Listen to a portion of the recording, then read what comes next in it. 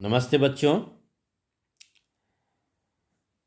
7वीं कक्षा संस्कृत कक्षा में सभी बच्चों का स्वागत है।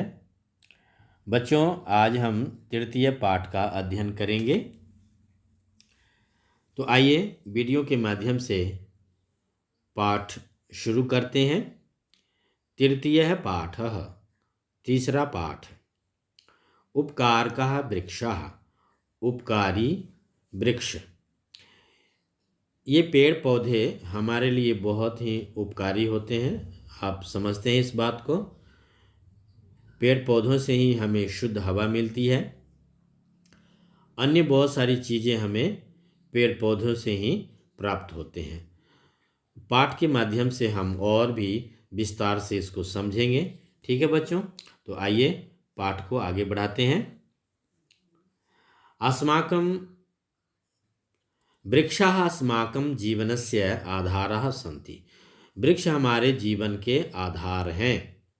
एते भूमे उद्भवन्ति, ये भूमि में उगते हैं, लगते हैं।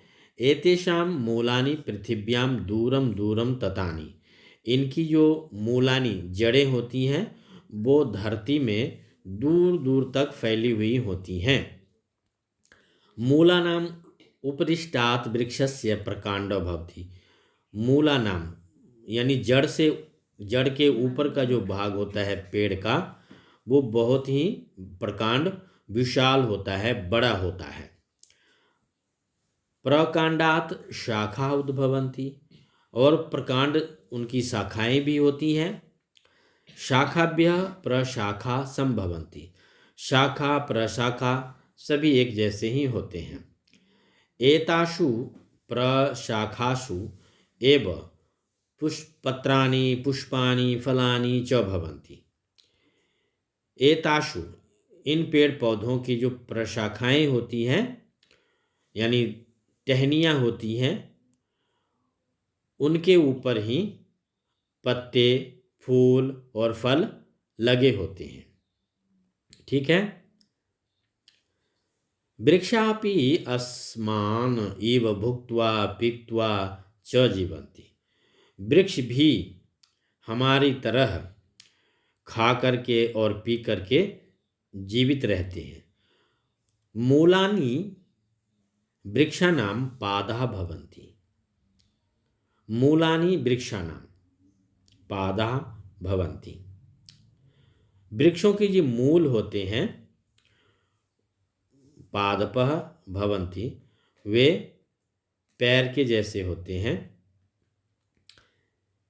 एतै पादैः पिबन्ति अतएव पादपाः कथयन्ति। ये इस प्रकार से पैर के माध्यम से ही पीते हैं, यानी जड़ से, इनके जो जड़ है उनको पादपा बोलते हैं।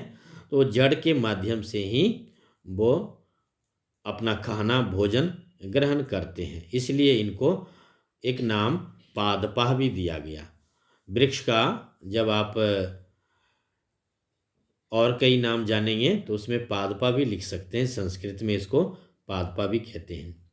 मूलानि भूमे रसं गृह्णीत्वा अन्येभ्यः अव्येभ्यः यच्छन्ति, येन एतै वृक्षाः फलन्ति। मूलानि, इनकी जो जड़ है भूमि में होता है, और उस जड़ से ही रसम गृहीत्वा, रस को, भूमि से रस को ग्रहण करके, अन्येभ्यः, दूसरों को, अन्येभ्यः दूसरों को, अव्येभ्यः अंगों को, दूसरे अंगों को भी यच्छन्ति देते हैं। एते वृक्षा फलन्ति, इस प्रकार से वृक्ष फलते हैं, फूलते हैं। जैसे हम अपने मुख से खाना खाते हैं तो हमारे शरीर को खाना, वो जो भोजन है, रस बन करके सभी अंगों को पहुंचा देता है, तो हमारे सभी अंगों में ताकत आ जाती है ना। वृक्षापि मनुष्याः इव सुखानि दुखानि च अनुभवन्ति। वृक्षाः, वृक्ष भी, अपि भी, वृक्ष भी मनुष्यों की तरह सुखानि, सुखों का, दुख और दुखानी दुखों का अनुभवंती अनुभव करते हैं। मनुष्य की तरह ही पौधे भी सुख दुख का अनुभव करते हैं। एतेषु अपि प्राणा भवन्ति, इनमें भी प्राण होते हैं। अतएव एते प्राणिनः इव जायन्ते वर्धन्ते म्रियन्ते च।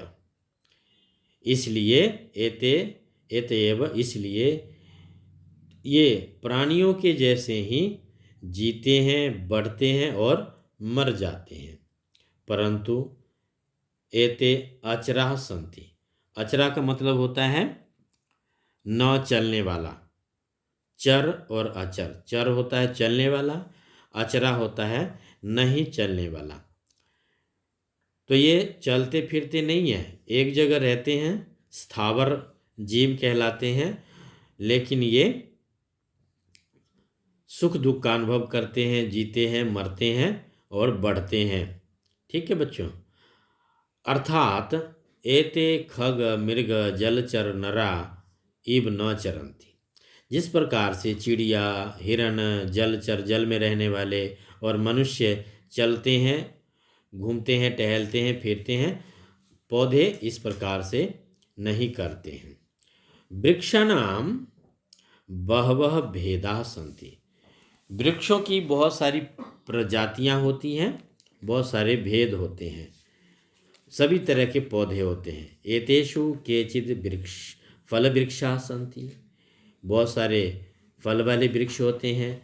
अन्य च पुष्प वृक्षा भवन्ति, और दूसरे पौधे केवल फूल वाले होते हैं।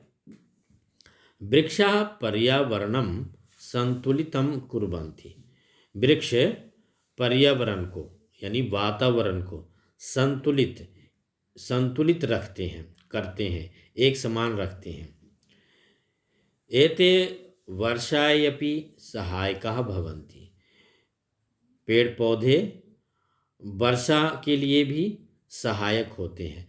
जहाँ जितना पेड़ पौधा होगा उतने ही वर्षा होगी वहाँ पे, वहाँ का मौसम, वहाँ का वातावरण हरा भरा होगा। हिमाचल आदि देखते हैं, वहाँ बहुत सारे पेड़ पौधे होते हैं, वर्षा होती रहती है, सभी तरह जगह हरियाली ही हरियाली होती है। एते वातावरणम स्वच्छम कुर्वन्ति। ये वातावरण को स्वच्छ करते हैं, पवित्र करते हैं।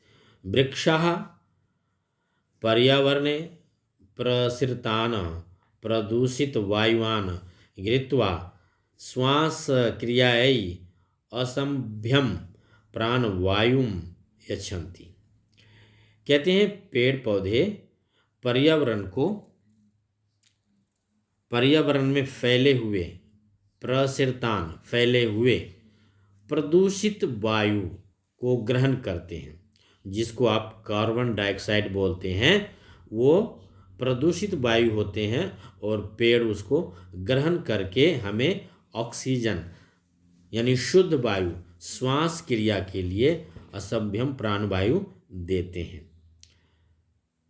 प्रदूषित वायु को पेड़ ग्रहण करते हैं और शुद्ध वायु हमारे जीवन के लिए वो देते हैं। ठीक है बच्चों, चलिए आगे लास्ट पैरा देखेंगे।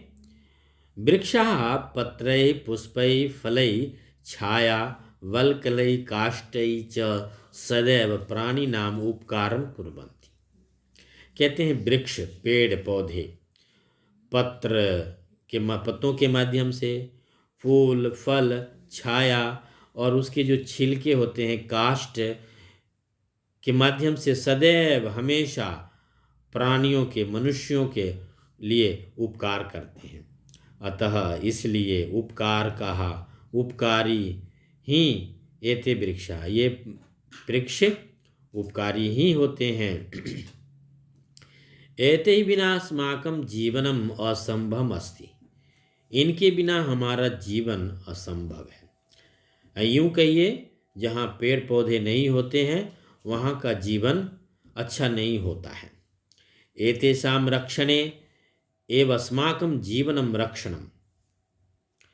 इनकी रक्षा से ही हमारे जीवन की रक्षा होगी। अतएव कथ्यते, इसलिए कहा गया है, क्या कहा गया है? रक्षणीयः एते उपकार का वृक्षः, रक्षा कीजिए इन उपकारी वृक्षों की, जिससे हमारे जीवन की रक्षा हो सके। ठीक है बच्चों, तो इस प्रकार से हम इस पाठ को बार बार पढ़ेंगे, अभ्यास करेंगे, तो आपको भी संस्कृत पढ़ना, बोलना और लिखना आ जाएंगे। बच्चों, इसके बाद आपने अभ्यास करना है। अभ्यास आपको भेज दिया जाएगा, आपने उसको अपने नोटबुक पर प्रश्न उत्तर सभी कर लेने हैं। ठीक है बच्चों, धन्यवाद। फिर मिलेंगे अगले पाठ में एक नए वीडियो के साथ।